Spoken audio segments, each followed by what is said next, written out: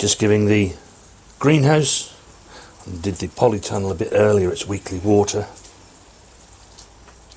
Even at this time of the year, plants still going to need water. And of course it can't fall in here. So we tend to give them a drop of water once a week, just to keep them going. You know, you wouldn't believe that only last Wednesday, -5 out here.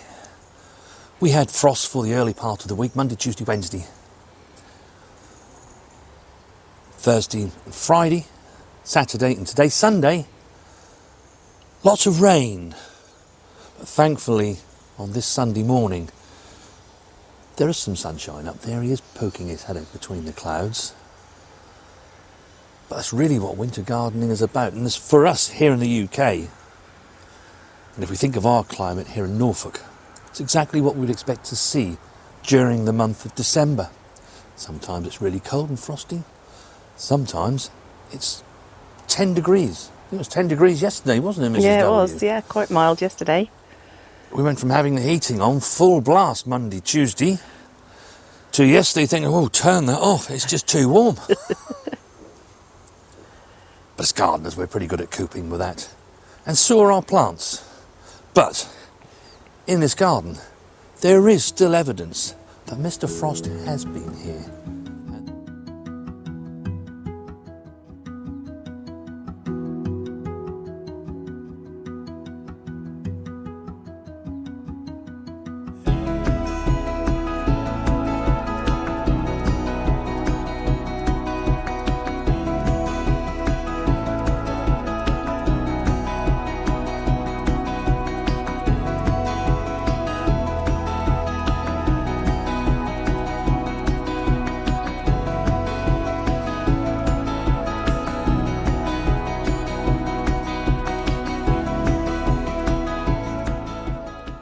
Broad beans.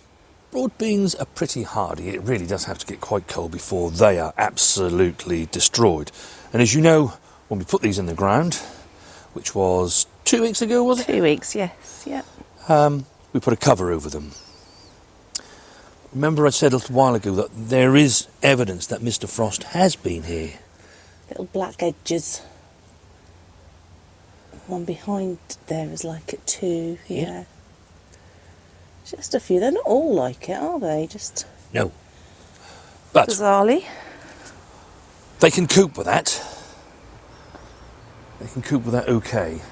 What they don't particularly like is the strong winds that you can get at this time of the year, like we had yesterday. We certainly did yesterday. Extremely windy day yesterday, it really was. And it actually broke the support that was under here. I've replaced that as we came out here today. It was right over, wasn't it? Was, yeah. My aunts are keen on that, but because we've got this mesh cover over them, that negates the wind to some extent. These cauliflowers, they're coming on just as I would expect them to, and we're on target for our harvest in the new year. Some are slightly bigger than others. That's what I would expect at this time of the year. And then the Providence cabbage, well, that really is doing very well. I'm so pleased that we found this variety, Mrs. Yes, W. yeah. So am I. And you can see they're starting to heart up nicely now, aren't they? They'll continue hearting up. Yeah, and these will be our cabbages for the new year. Yes, yeah. Because we still have 2 or 3 cabbages over in that plot over there, which we'll eat this side of the new year at some point. Now the elephant garlic is coming through. Oh, let me come and see. Elephant garlic, superb.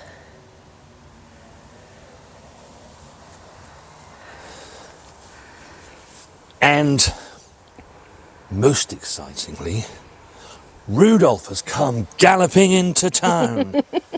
As we know, it is his time of year. Just in time for Christmas. Lovely. They're all... Yeah, they've all got one now, haven't they? Yeah, they've all got their central heads coming.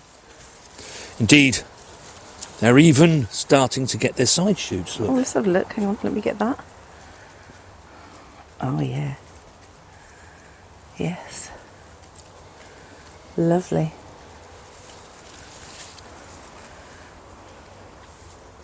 Just looking at those central heads won't get too much bigger, but I'm going to leave them just another week, and then we shall actually take those off, which will then encourage those side shoots to come out even more, and we can then look forward to purple sprouting broccoli shoots, and we can then look forward to purple sprouting broccoli spears for the next 6 to 8 weeks from these plants.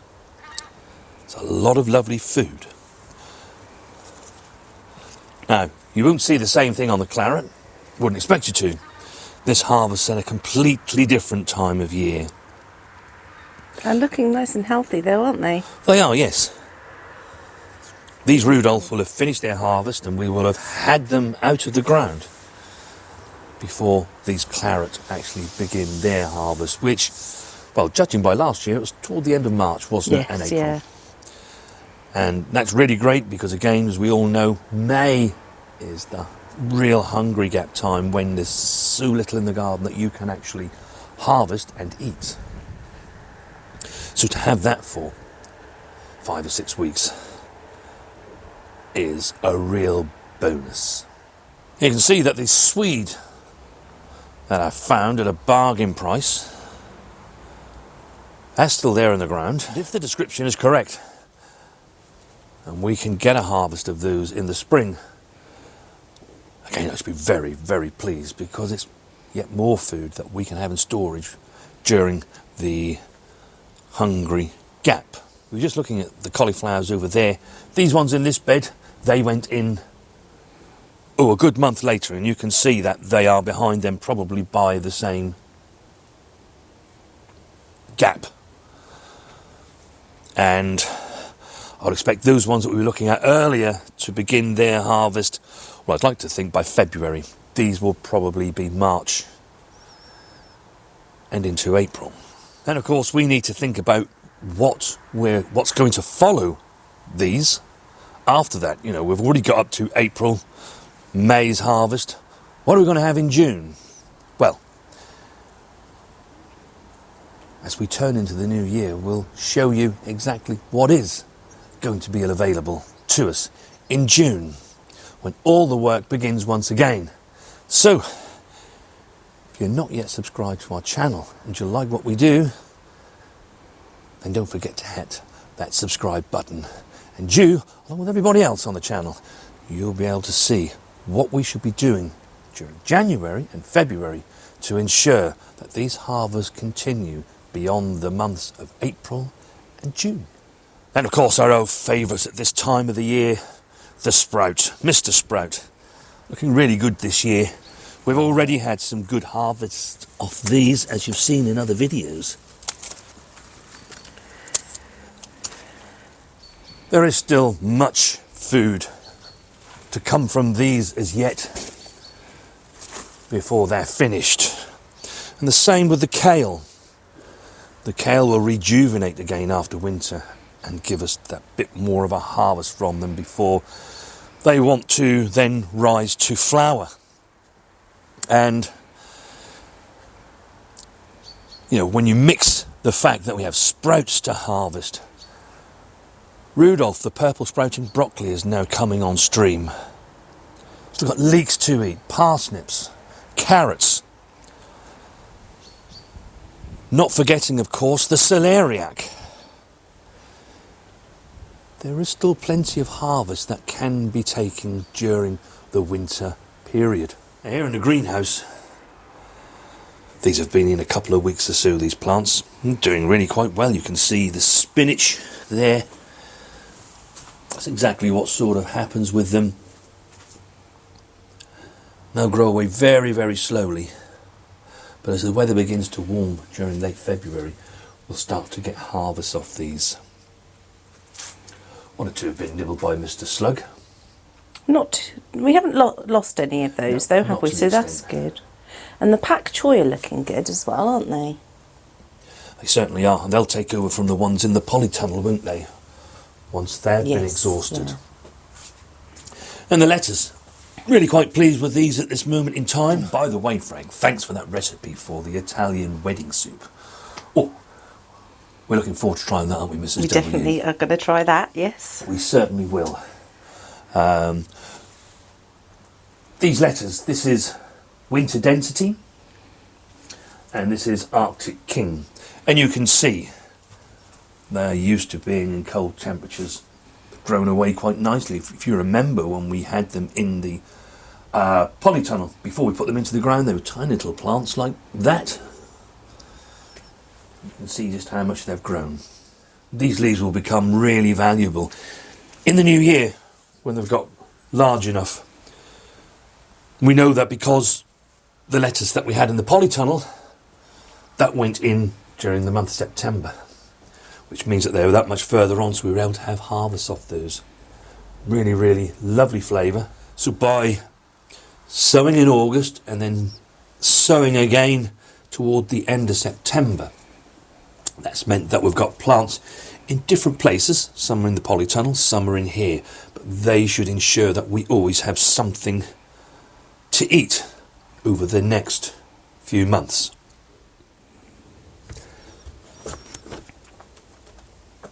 However, if you look at these lettuce, and these are the same lettuce that you saw in the greenhouse, they're actually in the polytunnel, but undercover here. We are going to be able to pick some of these. Yeah, we'll be able to pick a few individual leaves, won't we? Certainly can. Yes. And will be. And so that's another way of, if you really, really have, quite cold weather, is if you've got a polytunnel like this or a greenhouse, you can always grow something again in something like this and ensure that it's well covered. It's like double insulated. Celery.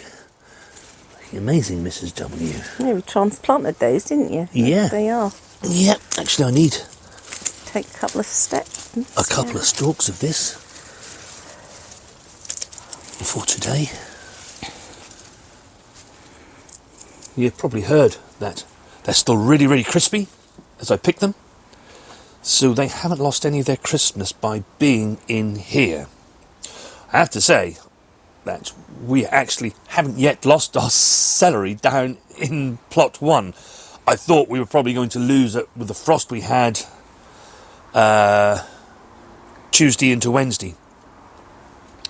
But it hasn't gone yet, it's still there. But when we come out in the mornings now, it is rather limp, isn't it? Yeah, I don't think it's going to last too much longer. No, I don't think it is. But we still have that, Yes. which is really, really great. Happy to report that the carrots are doing really well, really just as we saw them last year in our greenhouse. They get to sort of this stage, and then Mrs. W tends to say, "Oh, I don't think we're going to get any carrots." And I say, "Just leave them be, they'll be all right." And we did. We got a nice little harvest. We did actually in the end, didn't we? Greenhouse, didn't we? Yeah. I know that Mrs. W has actually been up here and she's had a water. And this, should go some way to show just how important it is that you do water. Because look, this is where she hasn't watered. And this is where she has. You can see a clear line where the soil is much, and it's so dry. Those spring greens that we put in there, they've taken okay, haven't they? Yeah. Yeah, again, we won't expect to see anything from them until February time. Spring onions, they're coming on nicely.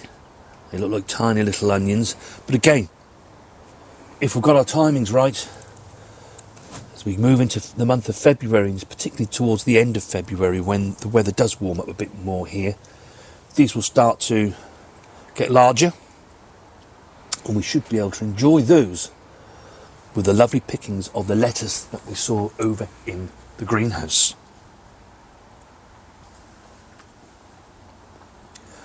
Shallots, they're just about all through now, so really pleased about that. Yeah, I think there's only a couple that haven't done anything yet, but that doesn't mean to say they won't, does it? No. They're looking very nice. And the onions, some are doing better than others. But they all basically look really nice and healthy. Should get a harvest from those next May time. You could let them go a bit longer and get a bit larger, but in all honesty, we tend to harvest our main crop onions from outside sort of July time, don't we? Yes, yeah. So as soon as these are of any size that we can use in the kitchen, we harvest them. Well, winter garden is looking really good. A good healthy mix of things that are ready to eat now, things that won't be long before they're ready to eat, things that will be ready to eat in the new year, between January and April. There are even things in the ground that will give us harvests come next June, July. So really pleased with it all. It's a good mix. And I hope yours is too. Do let us know in the comments down below, because we do so like to hear how you're getting on in your veg gardens. Now, I've only one more thing to do today, and that is to find the secateurs and go and cut some ivy further up the garden. So Mrs. W, she wants to be making her Christmas display, so I'd better get on with that. We shall see you next time.